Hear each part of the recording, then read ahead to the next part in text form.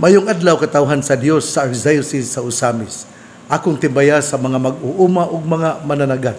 Ako pong tibaya sa mga katawhan dinha sa Diocese sa Pagadian. Malipayon kita kay duna na kitay obispo dinha sa Pagadian.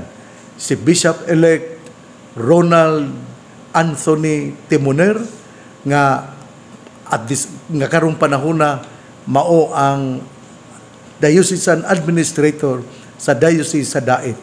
Siya napili nga obispo alang sa Pagadian o gitakda ang iyang ordination, episcopal ordination, consecration o installation karong Agosto 13, 2025. Murag nadugay tungod kay doon na pa siya pagabuhaton. Unya, doon na po siya gihulat.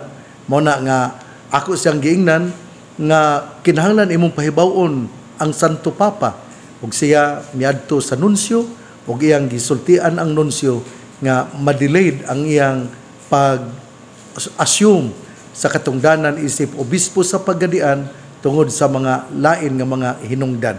Mao na nga Agosto 13, 2025, Episcopal Ordination and Installation of Bishop-elect Ronald Anthony Timoner nga pagabuhaton sa alas 9:30 sa buntag dinha sa katedral sa Santo Niño Cathedral sa Pagadian City. Og ang mo ordain kaniya mao kining yung ubos nga alagad. Ingmo sab ang co-consecrators mao ang obispo sa Archdiocese sa Lipa si Archbishop Gilbert Garcera ug ang ikaduha nga co-consecrator mao si Archbishop Rex Andrew Clement Alarcon nga arsobispo sa Cáceres. Mao kini ang ako nga ipahibalo. Ingon usab akong mga pasalamat sa gasa sa kinabuhi labi na gayud ni Ma'am Rose Curayag dina sa Banyadero nga ga-birthday karong adlaw nga Lunes, Abril 14. Busa ngadto ni Ma'am Rose Curayag, happy birthday. Ngadto usab ni Jessa Kanyamo, ang amo nga employee diri sa Chancery, nag-birthday usab, gasaulog usab siyang birthday. Labaw sa tanan akong pasalamat ngadto ni Ma'am Panonsyalman nga taga Katadman, Acacia, nga mihatag kanako og 25 kilos nga bugas nga humay. Ma'am, salamat kaayo. Ang ako nga intensyon mao nga ako usab kini nga ipaambit nga karong Easter Sunday ngadto sa mga katawhan nga aduna kay question and answers o ato nga i-prize kini o kundili ato kining ihatag ngadto sa mga sikad-sikad drivers.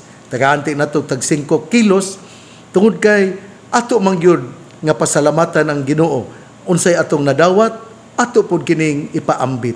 Muna nga Ma'am Panonsyalman sa Katadman, Acacia nga mihatag og 25 kilos nga bugas humay, salamat kaayo.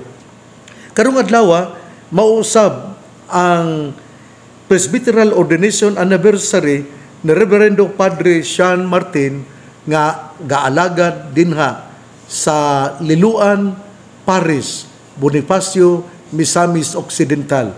Busa kanto ni Reverendo Padre Sean Martin, congratulations on your Presbyteral Ordination Anniversary. Karong adlaw gasugod kagahapon gisugdan ang Semana Santa, ang adlaw nga mga balaan mo na nga kining nindot unta kaayo nga ato yung hatagan o pagtagad nga ang Semana Santa nga gisugdan kagahapon ang pagsugod sa bendita sa Lukay, kinahanglan nga atong sa ulugon ang Semana Santa nga puno sa respeto, gugma ug mamalandong kita giunsa ang kamatayon sa tong Ginoo nga naghatag og kaluwasan sa daghang mga tawo.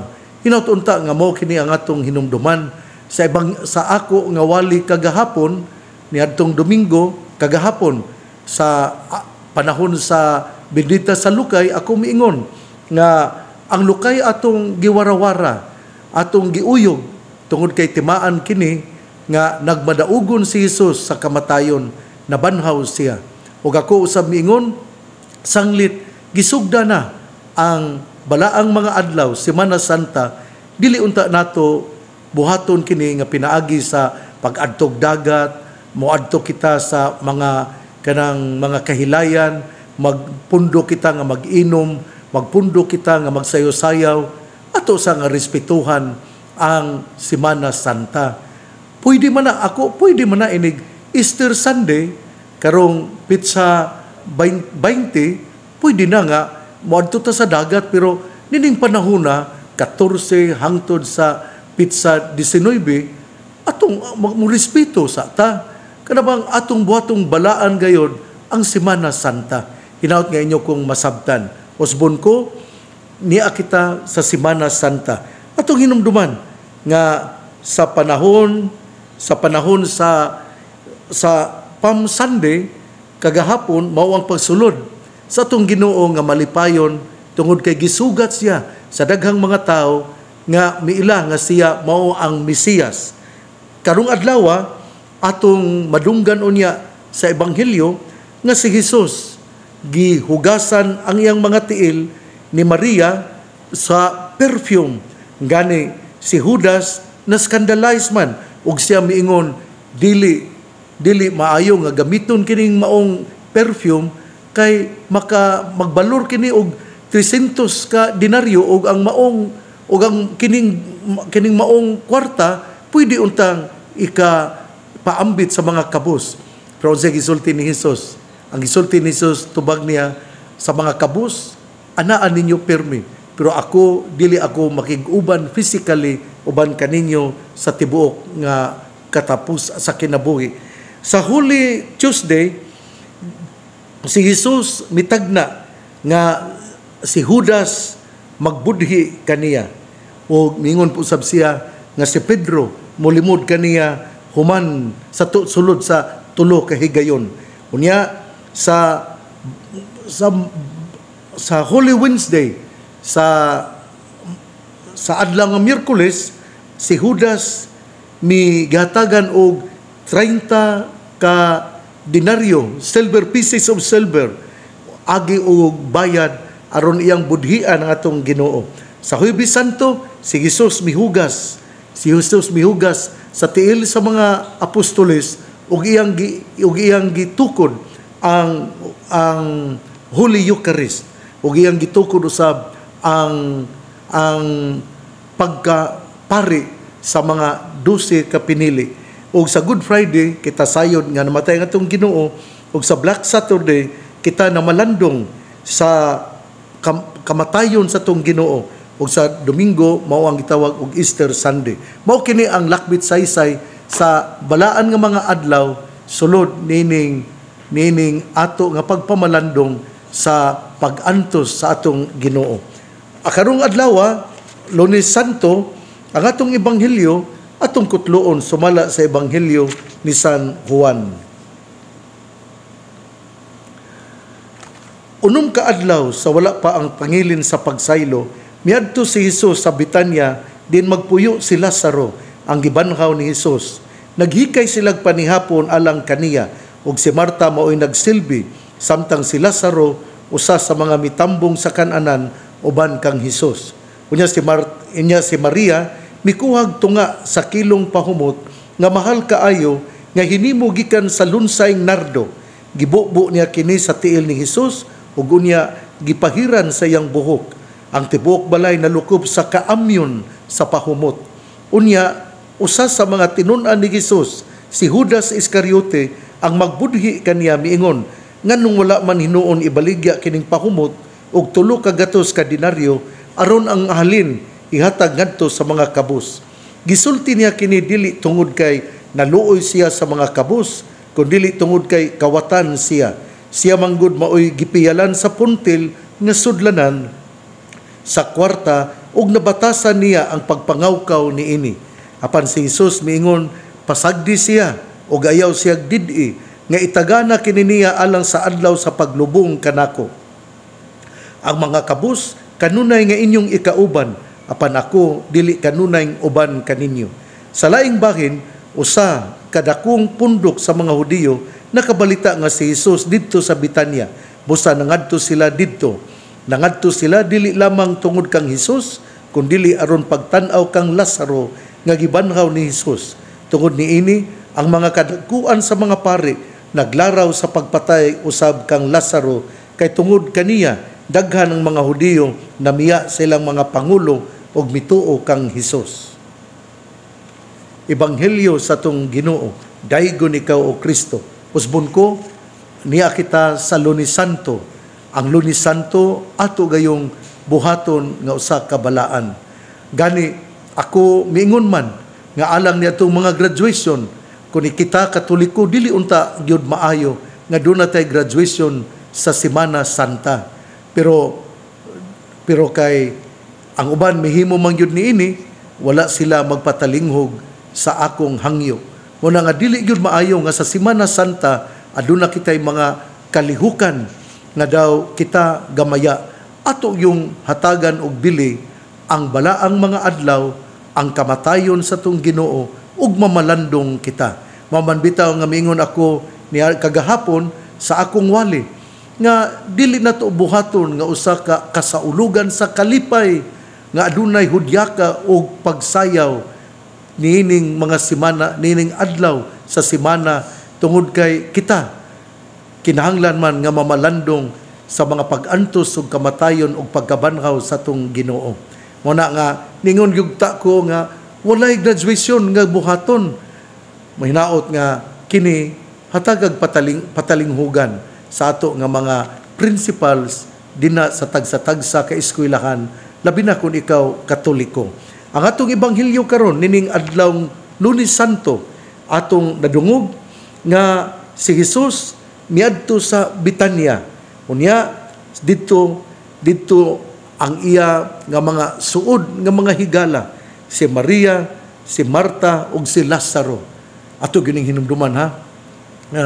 Bisan nga atong Ginoo sa iyang pagkatawhanon, duna gyud siya kanang suod nga mga higala. Doon na yun siya gitawag og inner circle. Kana bitaw, gaan bitaw ang imo nga kanang kinabuhi. Murabag, gaan ang imong pagtagad. Kana bang makabuhat kag unsay imong buhaton, makahimo ka sa imo nga pagabuhaton, imong makakaon kag unsay maayo, ana. Doon na siya gitawag og tulo ka mga friends, mga best friends.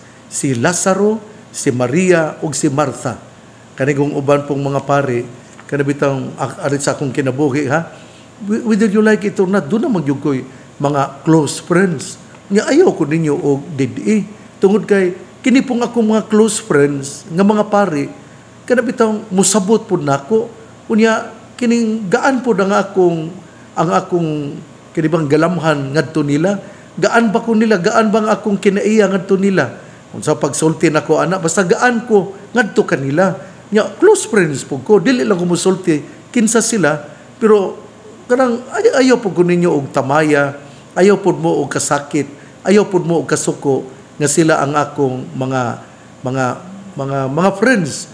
Kay inner circle, doon naman sa mga pari, na amang yun taana. Nya, ang uban, og di ka mo duol, di po ka mamahimo na ko nga best friend. Kamong tanan nga mga pari, ako mang yung amigo. Pero doon na yun po mga pipila nga kapundok nga ako yung maistoryahan permi. Ug mao kini ang nahitabo. Si Jesus miadto sa Betania og didto iyang gihimamat si Lazarus nga iyang gibanhaw, ingon usab si Maria ug si Martha. So ang unang punto mo yun nako nga sa kalibutan doon na gyud kita gitawag og mga best friends. Unya sa diha nga didto na siya, si Marta, gahikay sa pagkaon. Unya, sa diyang naghikay siya sa pagkaon, si Maria, midala, o kining tunga sa kilong pahumot, nga mahal kaayo, o iyang gihugas, kini, gibubo sa tiil ni Jesus, o gunya, gipahiran sa iyang buhok. Nindot kayo kini, no? Kay sa karaang testamento, God, nga gipadayon dina sa panahon ni Hesus, kung doon na tayo mga bisita, doon na mangyutay, doon na sa ilang mga balay, tungod kay abog man kaayo, sa dili pa musaka, musulod sa ilang panimalay, muhugas sila sa ilang mga tiil, o tingali, sa atong panahon, kung naabot pa ni, kining dunay balde, nga ihugas daan sa ilang mga tiil, o apan, sa panahon karon panahon ni Hesus, si Maria, wala muhugas og ordinaryong tubig sa tiil ni Hesus, kundili ang iyang gihimo mao nga si Maria iyang gibubo ang pahumot nga pinakamahal kaayo nga pahumot. Unsa may tilimad-on ani, unsa may timaan ani, ang kinigong matud pa sa mga biblical scholars, mao kini ang una nga pagpakita nga si Hesus sa iyang kamatayon unya hatagan siya sa pahumot nga magpadayon ang iyang alimyon hangtod sa hangtod. Kining kuan mo gud doon na ni gitawag og foreshadowing the event to come. Kada bang gipakita ba nga unsay mahitabo sa kamatayon usab ni Hesus nga siya dihugan sa pahumot tungod kay siya mauman ang matuod nga Dios ug matuod nga tawo, girespetuhan ang iyang kinabuhi, ang iyang kamatayon. Sa ato pa di ay kini di ay nga pagbubo sa pahumot sa tiil sa atong Ginoo nga gihimo ni Maria, usa di ay kini ka prophetic action. Kana bang prophetic meaning duna di ay kini panagna nga mahitabo, o ang panghitabo mao nga si Hesus sa iyang kamatayon sanglit siya Ginoo, hatagan siya sa pahumot nga dili gayud mawala hangtod sa hangtod. Ang pahumot mao ang magdala kanato padulong sa gingharian sa langit. O magpadayon ta sa pagsulti, dunay usa ka tawo nga apil sa pundok ni Hesus ug miingon ngano man nga kanang maong pahumot wala man ni ibaligya tulo ka gatos nga denaryo ug ang halin ngadto ihatag sa mga kabus. Si Judas ni kining ang ebanghelyo miingon gisulti niya kini dili tungod kay naluoy siya sa mga kabus, kun dili tungod kay kawatan man siya, kay siya man gud maoy gipiyalan sa puntil nga suldanan sa kwarta ug iyang nabatasan nga siya mangawkaw niini. Sa ato pa di ay kanabang nagtan-aw siya nga murag ningon siya, matay dinong ko ka ginansyaan nida. Murag dini atong makita ang pagkahakog ni Judas, ang pagkamaluibon ni Judas, ang pagkadautan ni Judas, tungod kay bisan pa sa iyang mga panghuna-huna, duna na siya'y panghuna-huna nga dautan. Ang akong gistoryaha, daghan na kitang mga puntos. Ang una, si Hesus, adunay mga pamilya, best friends, kita usab sa atong kinabuhi, whether we like it or not, doon na po tayo mga best friends. Ako po, sa pundok sa mga kaparian, doon na po ko'y pundok nga ako pong maduulan o akong maistoryahan gaan ang ako nga pag-abi-abi kanila. Unya, ang ikatulo nga punto, mao, nga si Hesus, gibubuan ang iyang tiil sa mga pahumot o kini gapakita sa taliabot nga kamatayon, diin si Hesus hatagan usab sa maong pahumot, isip sa iyang pagbalsamar unya siya hatagan niining maong pahumot. Og ang ikaupat, bahin ni Judas nga miingon nganong wala man na ibaligya ang pahumot og 300 ka denaryo aron ang halin ihatag ngadto sa mga kabus, iapod-apod ngadto sa mga kabus. Apan ang ebanghelyo miingon dili kana tinuod nga mao ang iyang intensyon, kay kinigod siya man ang piniyalan sa kwarta, apan nabatasan niya nga siya mangawkaw sa maong salapi. Unya si Hesus sa diyang iyang nadunggan si Judas nga misulti ni ana, iyang gibadlong si Judas og giingnan pasagdi si Maria o gayaw siya did-i nga itagana kini niya alang sa adlaw sa paglubong kanako. Ang mga kabus kanunay nga inyong ikauban, apan ako dili kanunay uban kaninyo. Sa laktod nga pagkasulti, kanabitang ang banay nga close friend ni Jesus, aduna gyud gihimo nga pagpang-alagad aron nga mapakita nila ang ilang gugma sa tong Ginoo. Nanagyoday na no? Kinibitang ato, bisag akong mga close friends nga mga pari. Ako, kanang muadto ko tungod kay abi-abihon man ko. Kini mga pari tanan mo abi-abi man. Pero doon nagyoy special nga abi-abi, kanabang special nga pag-atiman ang atong mga close friends nga mga pari. Muna nga si Jesus pod miadto nga naman tungod kay siya giandaman magpagkaon. Siya bibisita tungod kay doon naman gaan ang iya nga mga pagtagad ngadto kanila tungod kay giabi-abi man siya kanabitong imo manggong masinati, imo manggod nga mabati, kanabitong kinasing-kasing nga pagpang-alagad, kanabang imo manggong mabati ang kinasing-kasing nga pagtagad. Muna nga ang tanan pare mo abi-abi man, pero doon nagyo pare nga kanang kinasing-kasing nga moalagad kanimo. Muna nga ako moadto niya malipayon kong moadto didto. Mao ni ang timaan gyud, mao kini ang ebanghelyo karong adlaw nga si Jesus mibisita ug siya nalipay tungod kay naalagaran siya ug siya usab mihimo sa usa ka katekisis. Siya miingon, timan-in ninyo ang iyang pagpang-alagad kini dunay kahulugan sa ako unya nga kamatayon din ako ilubong, apan timan-an pud ninyo nga kining ang mga kabus kanunay nga inyong ikauban, apan ako dili kanunay uban kaninyo. Tungod kay naghisgot man ni karon sa tawhanon nga kinabuhi ni Jesus. Kaya ang Ginoo gud kanang usa gyud ni ka milagro gyud. Kanabitaw ang Ginoo nagpaubos og nahimo nga tawo nga miuban kanato.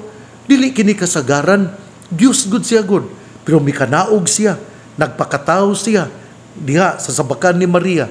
Maman bitaw nga si Mama Mary gitawag og inahan sa Dios. Kay siya man gyud ang mipakatao kang Hesus. Muna nga ato yung respetuhan si Mama Mary. Nya mingon ang uban nga mga tinuhuan, kanong inyo manang gihatagan si Maria daw usa ka Ginoo? Dili man.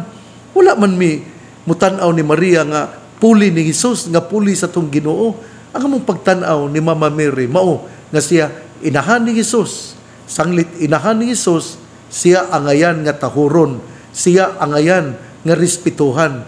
Akamong lang halaing tinuhuan, kung dili mo respeto kang Mama Mary o inyong giyama-yamaan, kung palitan ron, usa ka kaanak, unya makadungog ka, kang imong inahan, gibalikas, giyama-yamaan, gisultian og dautan, gilibak, unsa may imong bation.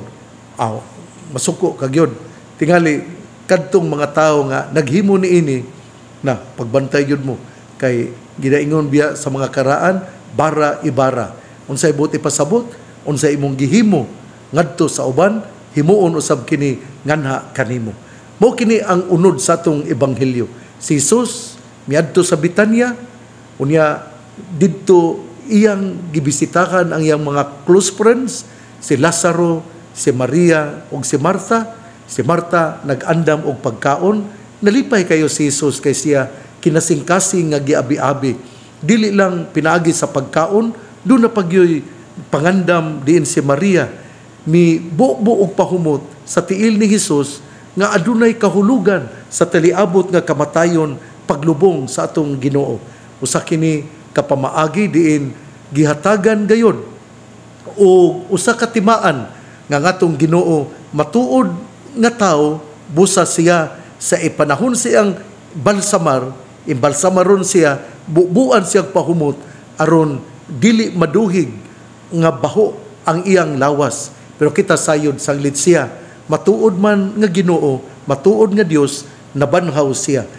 Sa lain nga pamaagi, ang mga Hudiyo usab, ang mga sadyang nakabalita sila nga si Jesus tuwa sa Betania, miadto sila aron mutan-aw kang Lazaro o kang Hesus. Kini bang niya ato na yung nadungog sa Ebanghelyo, tungod niini ang mga kadagkuan sa mga pari, naglaraw sa pagpatay kang Lazaro, kay tungod kaniya daghan ang mga Hudiyo, nga sa ilang mga pangulo, namiya sa ilang mga pangulo, og mituo kang Hesus. Ato bang makita yun ba? Nakinibitang jealousy. Ang mga kadagkuan sa mga Hudiyo, ang mga pari, nasina sa mga Hudiyo nga mibiya kanila tungod kay mituo sila sa nabanhaw nga Lazaro ug sa atong Ginoo. Ang kasina maog yun ang magdala og kagubot, ang kasina maog yun magdala og kapukan, ang kasina maog yun ang muhatod sa kadautan sa ato nga kinabuhi. Muna nga kung ikaw bisan sa politika, kung ikaw masina sa imong mga leader, unya na mubuwag ka sa pundok, hindi ka gyud kadaog. Mao na nga lisod jud kay ning kasina. Kay whether we like it or not, do namang gyud tay tawgon nga kining master. Do namang gyud leader nato. Muna gitawag og ganabitaw among the leaders, do na gyud leader pod nga motumaw nga kita tanang leader, pero do na gyud leader pag yun. Maman bitaw na nga ang mga kaparian tipik lamang extension sa pagkapari sa obispo. Muna nga, kung walay obispo, dili siya kapangsyon, isip usa ka pari. Mamambitaw nga ang pari, gipadala, iapuin sa obispo, sa usa ka parokya, pero ang iyang gahom, gikan sa obispo. Tungod kay siya, dili man makahimo, makabuhat, kung wala ang obispo. Atong hinumduman ha, ugma di ay, Pitsa 15, Martes Santo, maudi ay ang ako nga pagpahibalo. Kinsa ang mamahimo nga mga kura paroko sa mga parokya dinhi sa Archdiocese sa Osamis. Busa ako takamong awhagon ugma sa mga alas 5 sa hapon.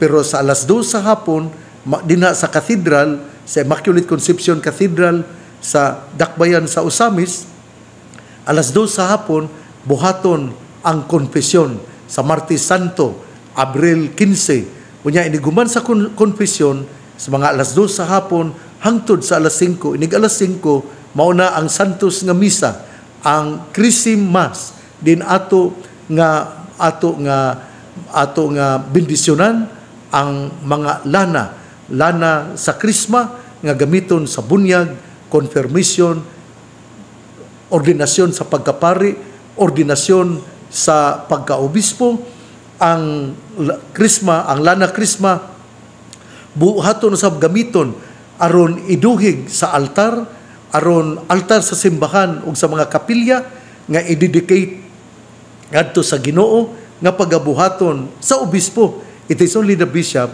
who will do it in terms of kining consecrating the altar aron i-dedicate ngadto sa Ginoo. Ang pari dili makahimo ni ini nga mo consecrate sa altar ngadto sa nga alang sa Ginoo. Mao na nga ang chrism oil gamiton usab ni ana.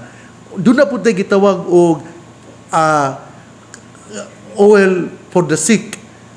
Gamiton ka na para sa mga masakiton. Ug doon na po tayo gitawag og kining catechumenal oil, mga catechumens nga kini ihatag alang ni adtong nangandam alang sa bunyag. Mao kini sa bunyag, pagpangandam sa bunyag, gitawag ang oil of the catechumens, preparasyon sa alang sa bunyag. Para sa bunyag pod mao ang chrism oil. Ug alang usab sa masakiton kining oil of the sick. O mao kini atong pagabuhaton karong Martes Santo ugma alas 5 sa hapon. ug dina usab mahitabo ang pagpahibalo sa mga assignments sa mga kaparian sa Archdiocese sa Osamis. Ako pod nga isulti nga ako ning gipamalandungan kung asa nako ibutang ang mga kaparian. Ang ako gyud nga priority, ang ako gyud nga sukdanan mao gayud nga ang pari moadto gayud sa labing hilit muhalad sa santos nga misa aron iyang ipakaon ang buhing lawas ug dugo ngadto sa katawhan aron sila maalimahan og mamahimong hingkod og lig-on nga mga Katoliko Romano. Ang ato tingali nga mga senior priests, dili na lang nako kayo ibutang sa mga lagyo nga mga lugar nga dili na kayo sila makaadto sa mga hilit nga mga lugar. Mao na nga kining mga senior priests ayaw ninyo huna-hunaa nga kamo akong gisalikway. Gibutang ta mo din ang dapita tungod kay ako human sa akong pagpamalandong, human sa akong pagpaampo, ang ako nakakita nga importante kaayo nga dili lang bisitahan ang mga kapilya kada piyesta lamang once a year, kundi bisitahan gayon ang kapilya kada bulan. Mao man gyud ang akong priority aron malig-on, aron dili mutipas sa lain nga agianan ang atong mga Katoliko Romano. Maman bitaw sa akong pagsuroy-suroy sa kabukiran. Sa diyang mangutana ako, ngano man nga kining daghan naman din ni ang laing tinuhuan o ang mga leader muingon wala mo gud mimisa-misa din ni Bishop unya naaman ang laing tinuhuan ang uban nato nga mga igsuon tuan na hinuon didto. Muna nga mga senior priests, please understand me. My real purpose is to evangelize. Gani do nabitay kanta kining kinibitang evangelisary o kining do natay kanta nga to evangelize and to serve. Muna nga kining hinaw ti inyo kong masabtan dili ni ingon nga senior ko kinahanglan ari jugos cathedral, senior ko kinahanglan ari kus Tanggob, senior ko kinahanglan ari jugos Calamba, senior ko kinahanglan nga di ako sa Plaridel, senior ko kinahanglan nga ani jugos Jimenez, senior ko kinahanglan nga di ako sa Clarin o sa Tudela. Mga senior priests, kamo gitahod nako. Saludo ako sa inyong mga gihimo. Pero mugibuita sa ato nga mga batanon nga mga kaparian. Ang mga batanon nga kaparian musaka sa kabungturan ug atong ihatag kanila ang pagpang-alagad nga maglisod tingalita nga muhimo niini. Please understand me. I love you, senior priests, o ginaot ako inyong masabtan.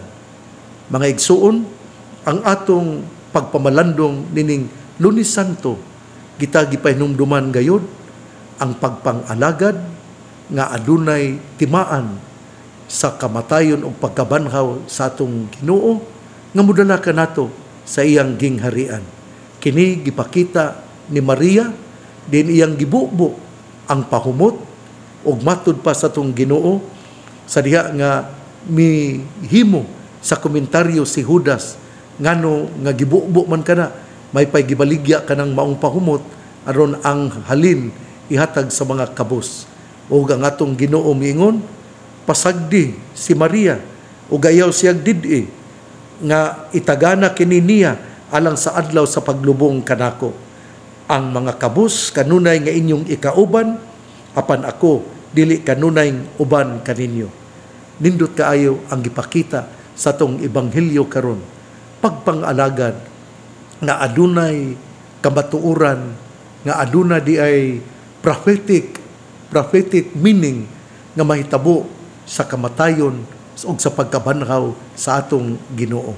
Pagpang-alagad kini nga kita mudala sa katawhan ngadto sa iyang gingharian. Igsuon ang mayong balita nga maong pulong ni Hesus, ang iyang pamation, pamalandungan ug paningkamutan nga mapuy-an. Mulahan ang tawo nga namati sa pulong sa Ginoo, sama siya sa kahoy nga gitanom, daplin sa usa ka sapa, kansang dahon dili gayud malaya. Tempo sa timbunga, siya mamunga. Igsuon, ugma na usab. Ako diyang ipahibalo nga dina sa Metropolitan Cathedral of the Immaculate Conception, aduna gyapoy pundok sa mga batan-on nga muhimo sa reenactment sa Passion of the Lord, din magsugod sila dina sa cathedral padulong sa Bukagan. ug mahitabo kini sa Miyerkules Santo sa alas 4 sa kadlawon gikan sa katedral hangtod sa bukagan. Unya sa Huwebes Santo anaa ang ato nga pagpanghugas sa tiil sa mga apostoles, o sa Biyernes Santo anaa usab ang 7 palabras, o sa buntag anaa ang ato nga pagpamalandong sa Stations of the Cross. Ang sa Kuta Shrine magsugod gihapon didto sa Boulevard, unya matapos din na sa Kuta Shrine. Magsugod kini sa alas 4 sa kadlawon karong Biyernes Santo. Ug ang cathedral usab mohimo usab sa Stations of the Cross, ug magsugod gyapon dinha sa cathedral ug mutuyok sa syudad dinhi sa Dakbayan ug mubalik dinha sa cathedral.